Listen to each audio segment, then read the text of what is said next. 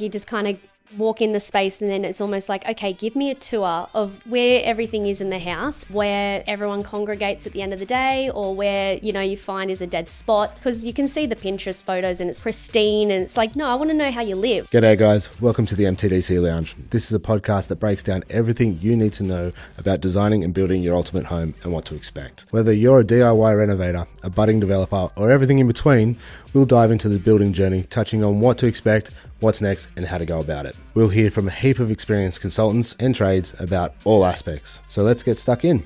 Welcome to the lounge.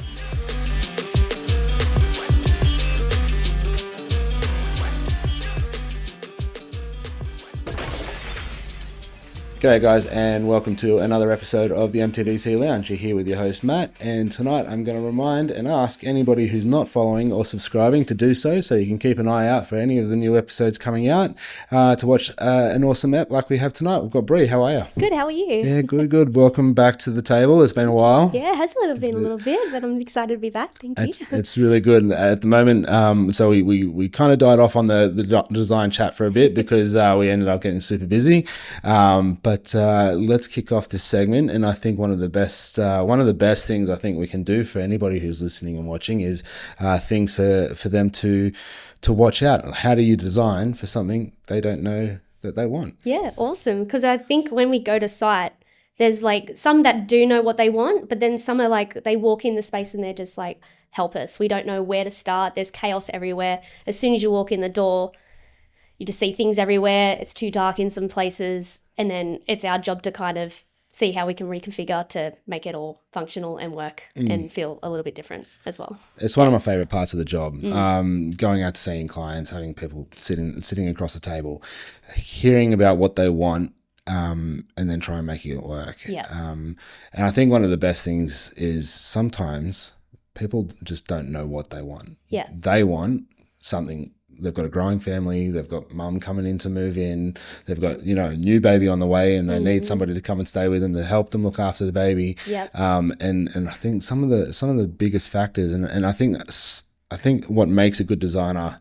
or a drafty is somebody who's going to listen and offer these ideas. And I think that's part of what the MT design does, is we hear what they're asking for, and then we try and give them alternative options that are both compliant and more notably comfortable. 100%, because it's almost like trying to like understand the overall, I guess, feeling that they want to achieve in each space, but then almost again like translating that into physical spaces that like you said, are compliant and are going to be functional throughout the house, and also budget friendly. Like if there's ways that we can utilize existing walls or reorientating something ever so much that it actually creates that overall feeling that they're trying to achieve at the end of the day. Yeah. It's a incredibly fine balancing act between, function, what it looks like, cost. Yeah.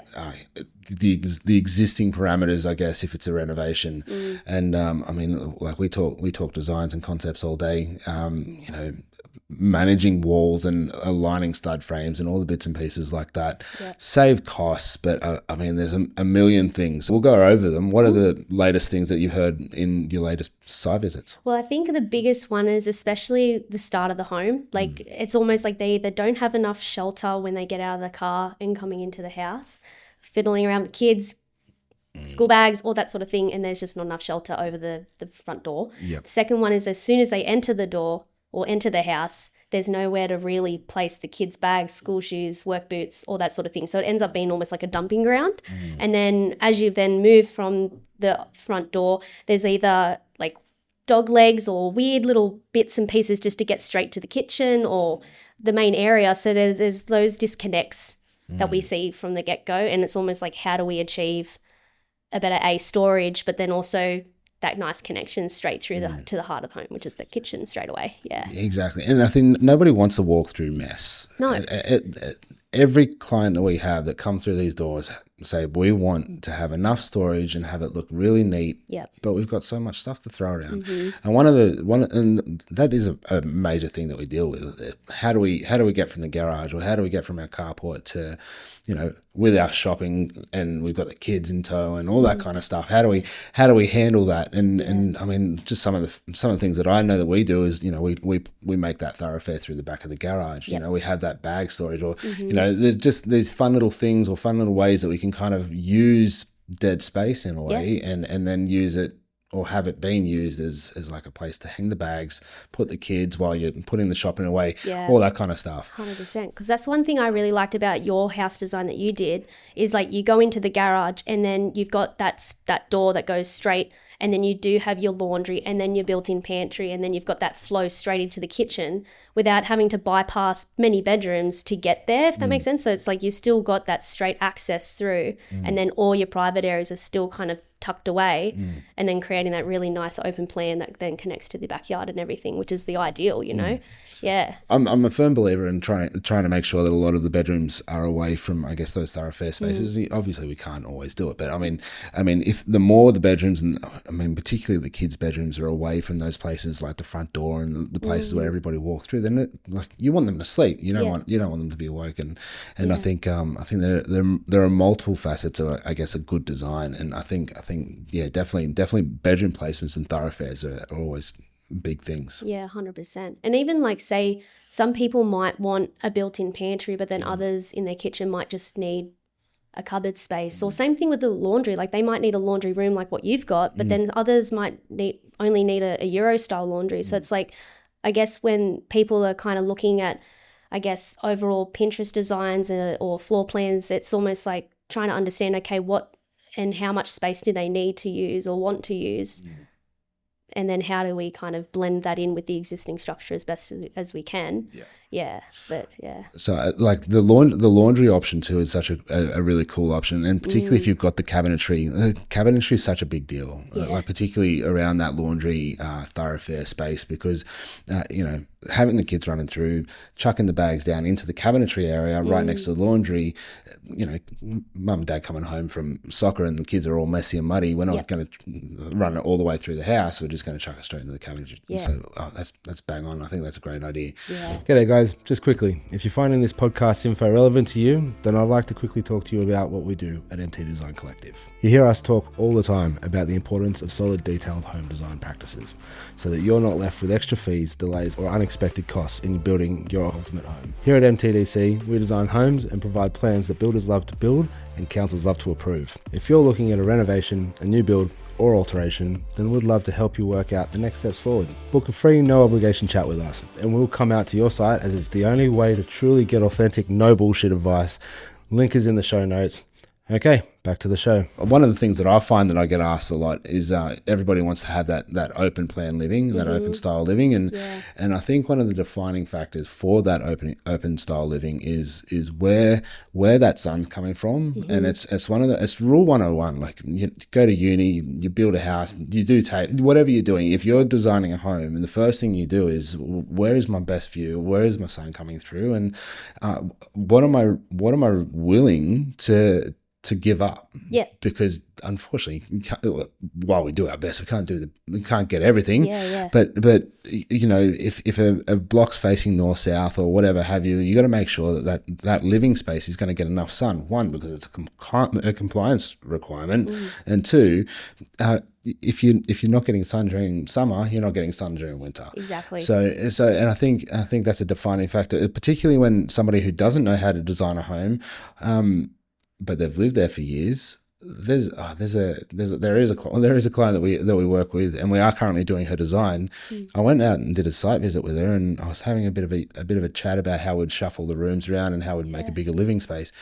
And she's like, Matt, I don't care what you do with the rest of the house, just don't touch this corner, because this corner is where it gets all the sun all day, and I get to see my bushland out the back. That's cool. This is my spot. Yep. I want it. Yeah, absolutely. And then the rest of it is you just design around the rest of it, which 100%. is super easy. So even if if there's clients that know the things that they like or what they feel are positives in the house that they want to keep, then we can, quite literally design around it and see what fits in a functional way. But even if there's certain parts where they find it's too dark or whatever it might be, then we can kind of, reorientate something to make it better. Put the bedrooms in there. 100%. Yeah. Because even say some people see that open plan as a complete, throw a completely spanner in the works. But if someone was to see all these open plan kitchen, living, dining spaces, all the inspiration photos they see are for entertainers, but they might not be entertaining people. So then they might be better off having a little nook for their own places to have just morning coffee, and then they can still open up the rest of the house to still cater the backyard or whatever it might be. So there's so many ways that we can cater to it. It just depends on what people like or not.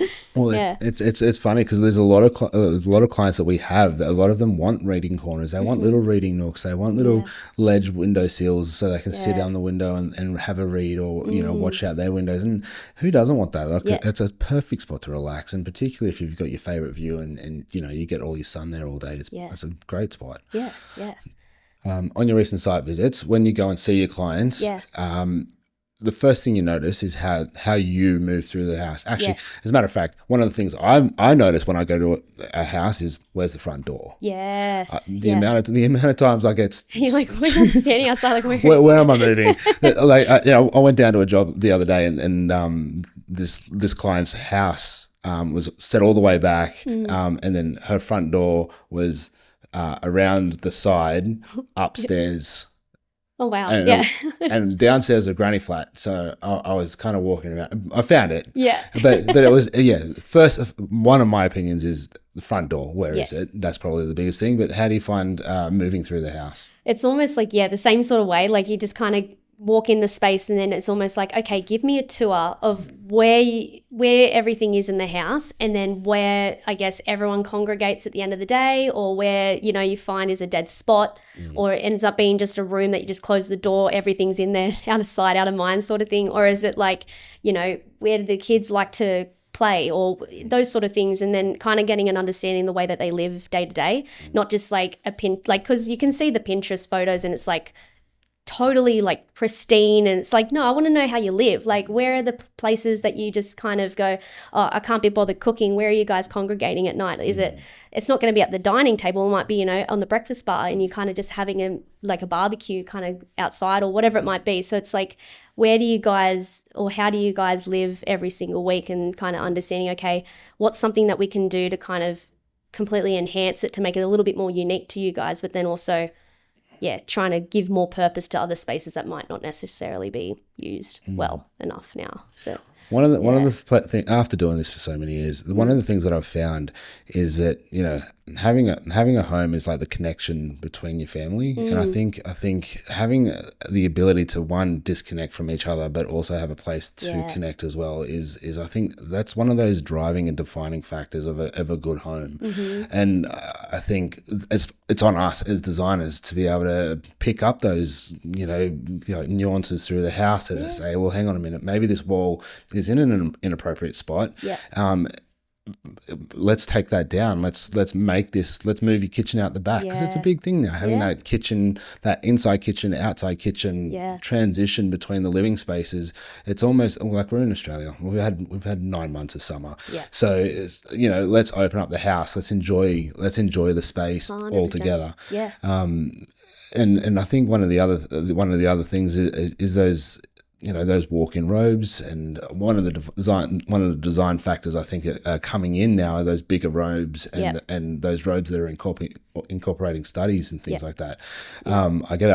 We get asked a lot for that all the time. And I saw a really cool design the other day where they had that was for two of his young kids, and you had to walk into this massive robe, and they actually had a cubby house underneath the bed. It was really cool. It was really cool. So, but it's a really interesting way, after seeing so many houses and talking to so many people about how they live. It's you kind of that's a really cool idea. We'll borrow that Yeah. and put it into something else. Yeah, because it like reminds me of like a project that I think you and I were on a concept meeting for, and they go traveling, and it's almost like, okay, have a central fireplace or something, and have your built-in cabinetry on either side and showcase your bits and pieces from your travels and things like that. And I think even just customizing and building that in, and it creates another usable space that ends up being storage. So then their bits and pieces isn't just in some random wardrobe, it's actually on show.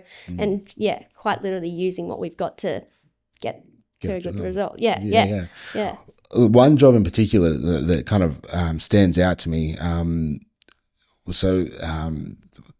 They hit us up. They asked for all of these things. They had a massive list of things that they wanted to achieve, and I think they had about. Well, it's quite literally the name of the app today. Like how do they design for what they don't know? And they had bathrooms next to bathrooms and toilets like within the same the same door. Like it was like, well, how many toilets do you want within a 2 meter square space? Well, let's spread them out. Let's let's have a purpose for them, and then and then they had a hallway on one side of the room and another hallway on the other side, and then they wanted another thoroughfare on the other side of the wall. And one of the things that some people don't understand is that when there's a hallway, like that's a thoroughfare. You can't. That's dead space. It's an arterial space, but you can't do anything with it. You can't. And when you put hallways in particular, I'm a big believer in no hallways if we can completely avoid it. The more hallways there are, the less space we have to do anything with. 100%. Yeah. And I remember sitting here with you and talking to the client saying, well, let's take out these hallways. Let's shuffle this stuff around. We could talk for days on this job.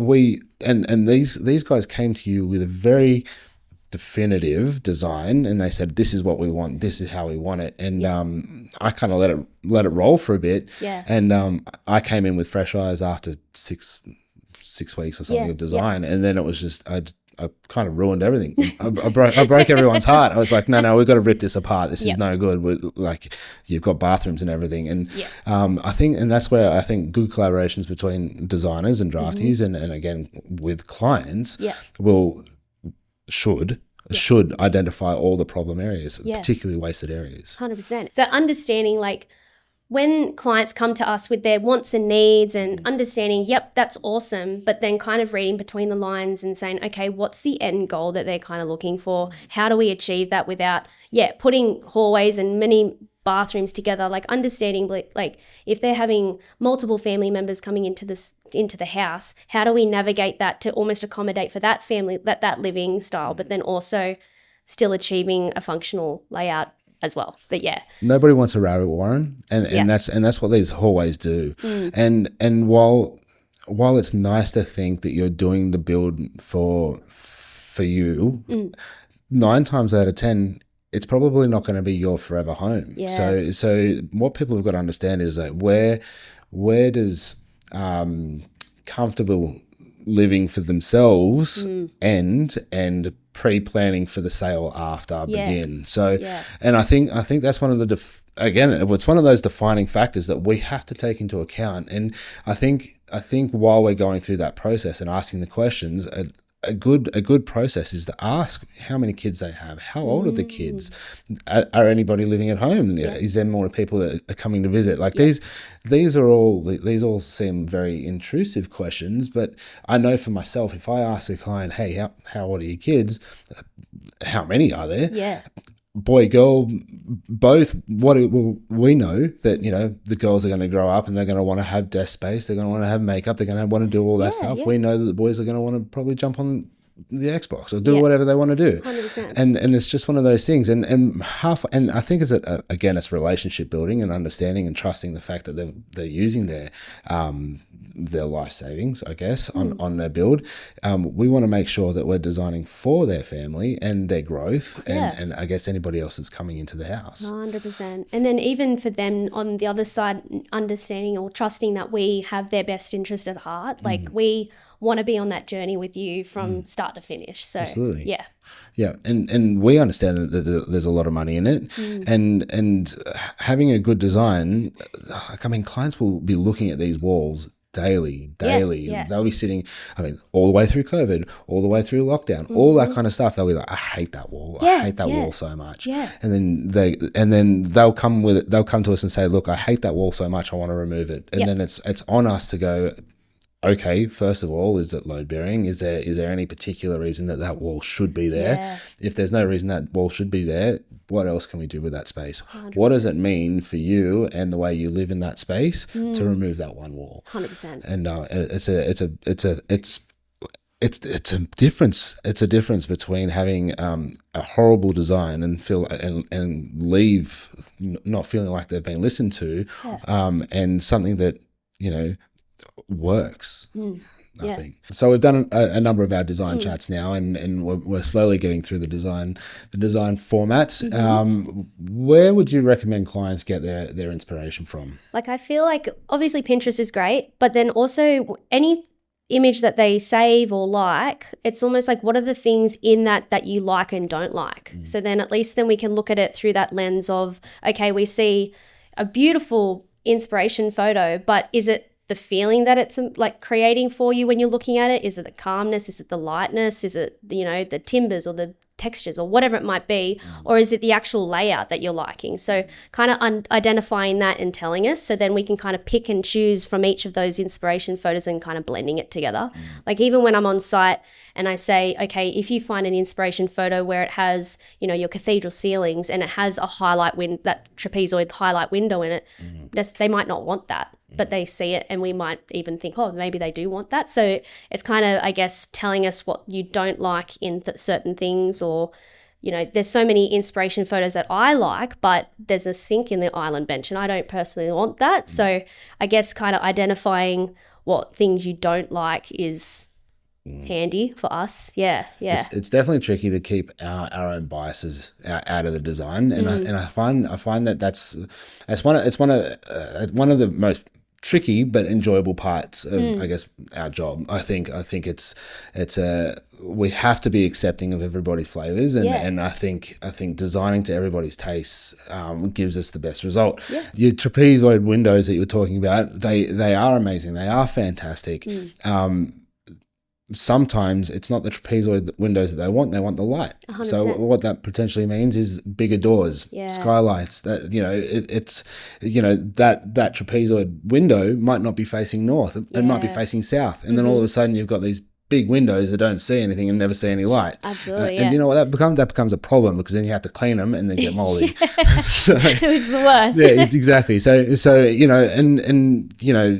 knowing what somebody likes and what they want is incredibly important, because we can design for something that everybody likes all the time. Everybody has seen Three Birds. Everybody watched Kyle and Kara. Everybody's seen The Block. Everybody goes, oh, you know what? That looks really great. I want to do that, and I want to knock it out in 3 days. Yeah.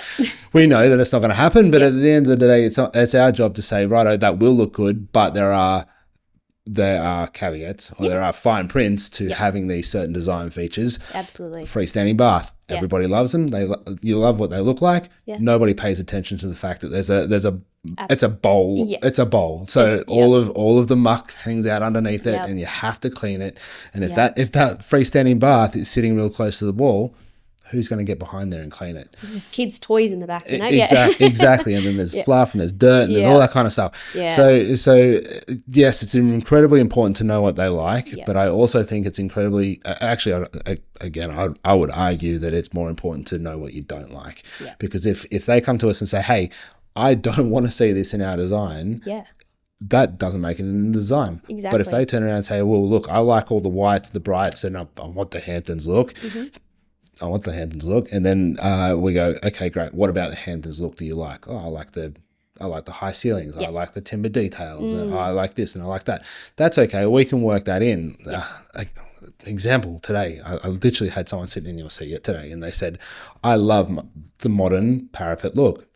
Not only did they like the modern look, but they wanted a cathedral ceiling in a parapeted wall.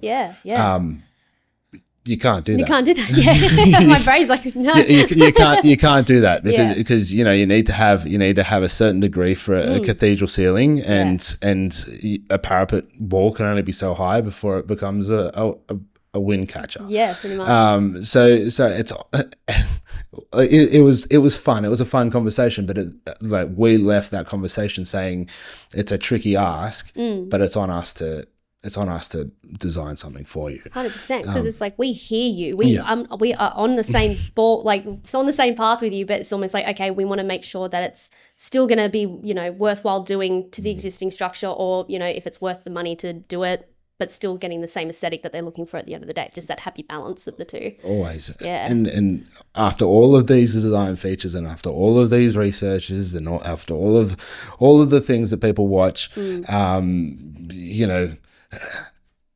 budget is always a big thing. The definitive marker of whether or not they're going to go ahead with the build. Yeah, for sure. I mean, everybody's seen Grand Designs. Yep. Anybody who's watched it, they know this. They either end up in divorce. Yep. They've blown out right over time, or they've smashed their budget. Yeah.